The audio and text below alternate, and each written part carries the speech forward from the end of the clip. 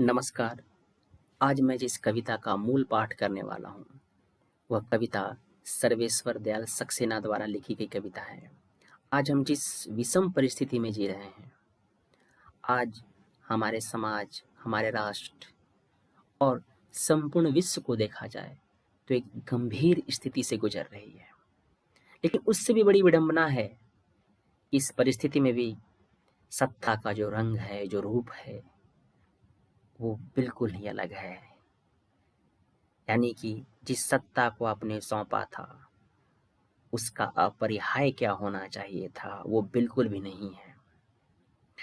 तो एक कविता आज की इस परिस्थिति में बिल्कुल ही सटीक बैठती है कि आखिर इंसानियत का तकाजा क्या है। उन सभी बातों की एक परत दर पतर ये कविता उस भाव को, उस अभिप्राय को हमारे सामने परिलक्षित कर रही है। मैं उस कविता का मूल पाठ करने जा रहा हूँ। यदि तुम्हारे घर के कमरे में आग लगी हो, तो क्या तुम दूसरे कमरे में सो सकते हो? यदि तुम्हारे घर के कमरे में लाशें सड़ रही हो, तो क्या तुम दूसरे कमरे में प्रार्थना कर सकते हो? यदि हाँ, तो मुझे तुमसे कुछ नहीं कहना है। यदि तुम्हारे घर के कमरे में आग लगी हो, तो क्या तुम दूसरे कमरे में सो सकते हो? यदि तुम्हारे घर के कमरे में लाशें सड़ रही हो, तो क्या तुम दूसरे कमरे में प्रार्थना कर सकते हो? यदि हाँ, तो मुझे तुमसे कुछ नहीं कहना है। आप इन पंक्तियों के भाव भली भांति समझ रहे होंगे कि सर्वेश्वर दयाल सक्सेना ने ये जो बातें कही हैं, इसका परिप्रेक्ष्य क्या होगा और इसकी संवेदना क्या होगी। अगली पंक्ति है कि देश कागज पर बना नक्शा नहीं होता।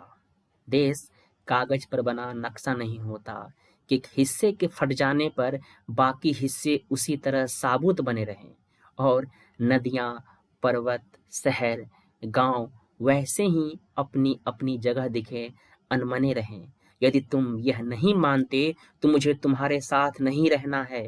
कागज का कोई टुकड़ा नहीं होता है देश। देश कागज पर बना नक्शा नहीं होता है कि एक हिस्से के फट जाने पर बाकी हिस्से उसी तरह साबुत बने रहें। इस दुनिया में आदमी की जान से बड़ा कुछ भी नहीं है।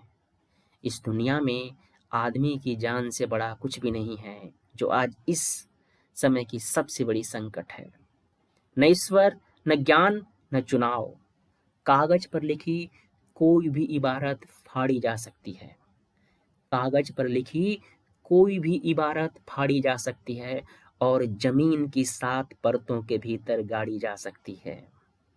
इस दुनिया में आदमी की जान से बड़ा कुछ भी नहीं है, न ईश्वर, न ज्ञान, न चुनाव। जो विवेक खड़ा हो लाशों को टेक, वो अंधा है जो शासन चला रहा हो बंदूकों की नली से। हत्यारों का धंधा है। यदि तुम यह नहीं मानते, यदि तुम यह नहीं मानते, तो मुझे अब एक क्षण भी तुम्हें नहीं सहना है।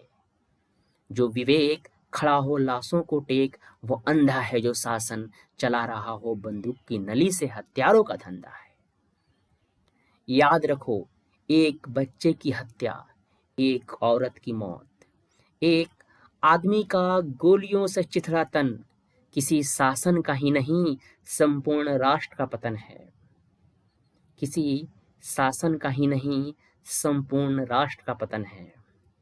ऐसा खून बहकर धरती में जज्ब नहीं होता।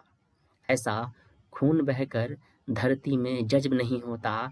आकाश में फहराते झंडों को काला करता है। जिस धरती पर फौजी बूटों के निशान हो और उन पर लाशें गिर रही हो, वह धरती यदि तुम्हारे खून में आग बनकर नहीं दौड़ती, तो समझ लो तुम बंजर हो गए हो। तुम्हें यहाँ सांस लेने तक का अधिकार नहीं है। तुम्हारे लिए नहीं आ रहा अब यह संसार। तुम्हें यहाँ सांस लेने तक का नहीं है अधिकार। तुम्हारे लिए नहीं रहा अब यह संसार।